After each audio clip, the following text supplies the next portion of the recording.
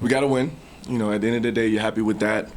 But at the same time, our thought process going into this game was, this was an opportunity for our group to kind of take that next step as a program and key in on some three things that we thought could help us get to that. And I thought we did a great job in the first half in all those areas. And then the second half, I thought it all kind of went out of the window a little bit. But, you have to give UNLV credit for the fight that they put in the second half. But, I thought our guys came out and probably you put it on me, came out and did not play with the same type of energy and activity that we played in the first half and looked more like a high school team, thinking that just because you have a double-digit lead in the first half that the other team is not supposed to show up and play. And, this is college basketball, competitive basketball in a very good league. And that's a very good program. And Coach Menzie obviously has done a good job. So, I was happy with the first half, but I still feel like we did not take the step we needed to take tonight to get over just being right there as a ball club. Coach, we talked about this. You've seen this in past games. So, you tell the guys. I'm sure, like you said, you're a player. They can make it look easy and then not have that edge. But what do you do to try to? Do you just keep harping on them? I mean, as a coach and a staff, what do you do to try to get them over that hump? I guess. To be honest, you just keep hitting the point and keep working at it. We missed an opportunity tonight to take that step, and we got a very good program coming in Saturday, which, in a sense of how crazy this league is, with everybody's kind of beating up on each other. You got Boise coming in, and you get a win, and you're in the top 3, top 2. But it's that crazy of a league. But I think you just keep hitting on the point.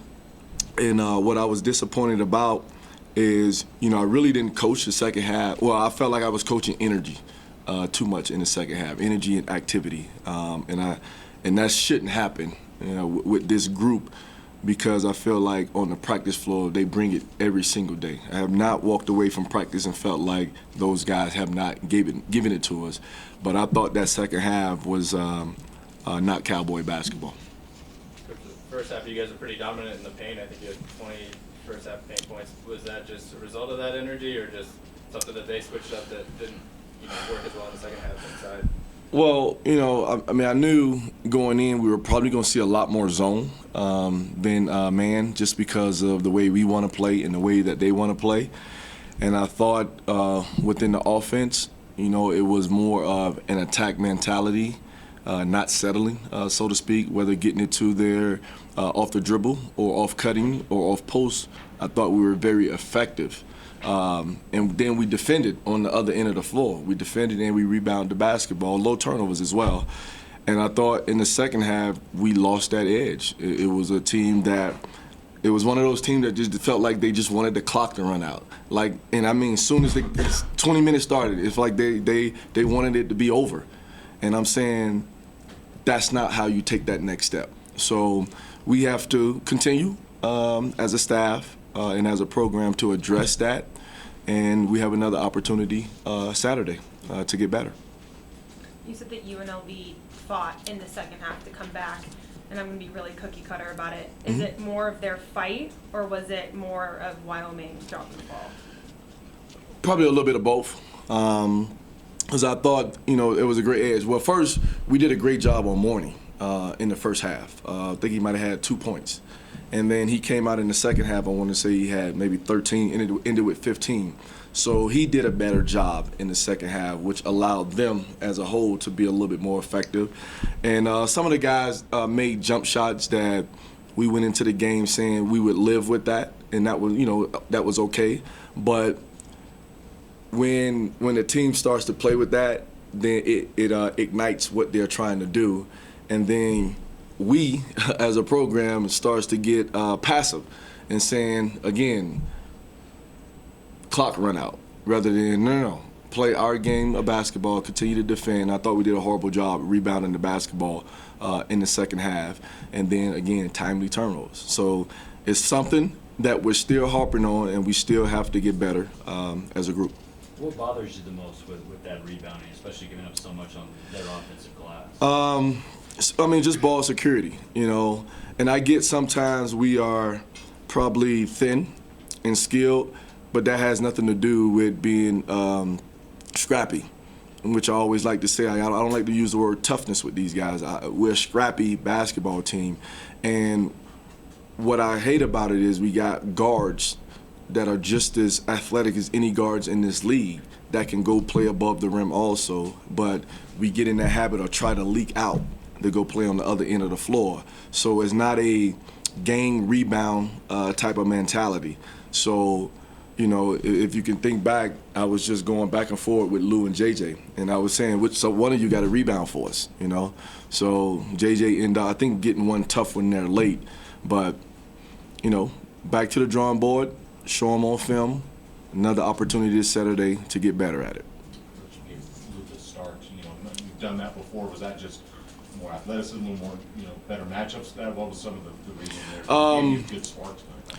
No, again, it just goes back to my thought process at the beginning of the year. I just wanted to, it gives me a better chance of balancing how I want to sub.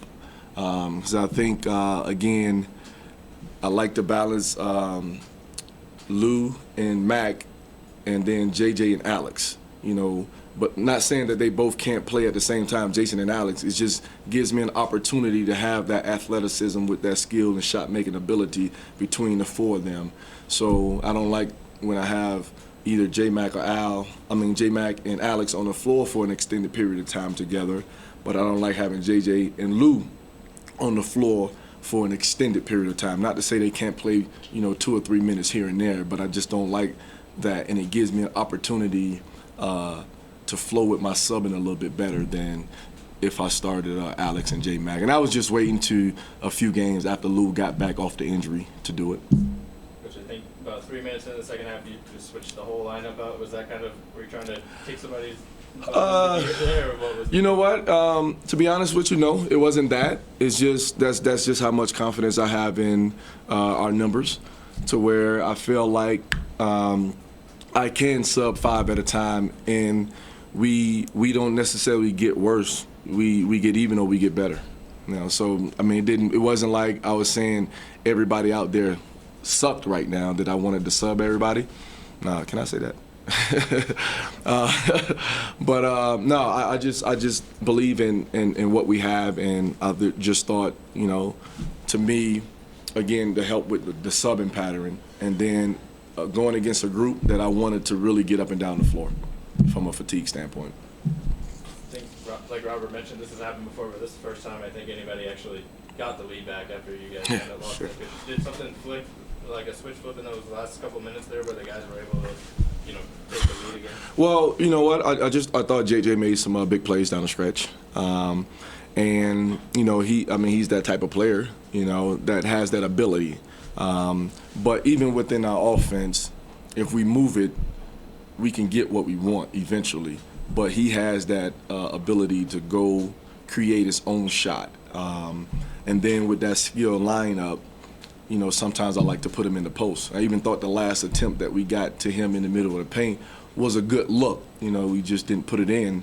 But I just thought that. And the other thing, the guys, at least one thing I liked about the second half was the guys were in the huddle talking about, okay, let's get a stop to win the basketball game. That was probably the only bright spot in the whole second half. Guys, congratulations on the win. It's kind of one of those things. Good first half. Some struggles in the second. I'm sure UNLV, you know, made a run or made some adjustments. But what was the biggest difference, guys? It's just as we've seen this before. Great first half, struggle in the second half. What was your take? I mean, it was just mainly our edge coming into the second half. The team, you know, this doesn't sound good, but we were playing the score. We were up, I want to say, about 20-something coming into halftime, and we were just playing the score. We just didn't play with any edge. We weren't taking care of the ball. We weren't rebounding the balls, and those things we can't win if we don't do those things. Kind of seen that pattern in the past. Is it kind of hard? I mean, how hard is it to break out of it? I mean, is it just hard when you have a big lead and you make it look kind of easy to get that edge back? I mean, how do you keep it? Because we've seen this before. Yeah, I mean, just continue to put our foot on their throat. You know, just go into the second half like it's 0-0, like how we do in the first half. Just keep staying aggressive and just keep working on the things that we need to work on. At the end there, how tough or frustrating is it when it took so long to get on the court for that last possession? Even more nerve-wracking there? No, I think it just gave us more time to be prepared, so it wasn't too bad. Did you see anything different from UNLV? I mean, usually, teams down, they're going to make a run at you. That's the way this game is. But did they do anything different in the second half that maybe you didn't see from them in the first?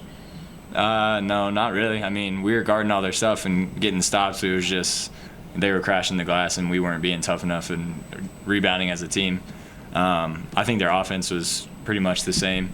I mean, number 30, he started to heat up there a little bit in the second half, but other than that, I think it was just our lack of rebounding. Lou, got your first start in a while and had, I think, the first 8 points for the team tonight. Were you just feeling it early, or what was your mindset coming into the start? Just trying to get back into the flow of things, being back out there with my teammates. Like you said, starting again tonight, but not even really starting. I mean, just trying to get back healthy and being out there with my teammates. So I was just happy to be out there. Seemed like you guys scored pretty easy in the paint first half, and for a long time in the second half that it wasn't there at all. Was that just the approach you guys took on offense? I mean, yeah, we just need to continue to stay aggressive. Whether it's the first 2 minutes of the game, whether it's the last 10 minutes of the game, we just need to play all 40 minutes the same, and that's aggressive and unselfish. Yeah. And I think JJ had a couple post-ups, I had one, and we were just missing shots down there, so it just wasn't falling. But take us through that last play. Was that something designed for you, or were there a couple of looks off of that? Yeah, Coach drew the play up for me, but they were pressuring the ball a little bit. HD caught the ball at the high post, and he passed me the ball on the block. I mean, like, the play was designed for me to catch on the block. I mean, I just got to make that play. That's all I got to do. Did you kind of lose it going up? Yeah, I did, but it's whatever. We got to make it. We won. We did. We won.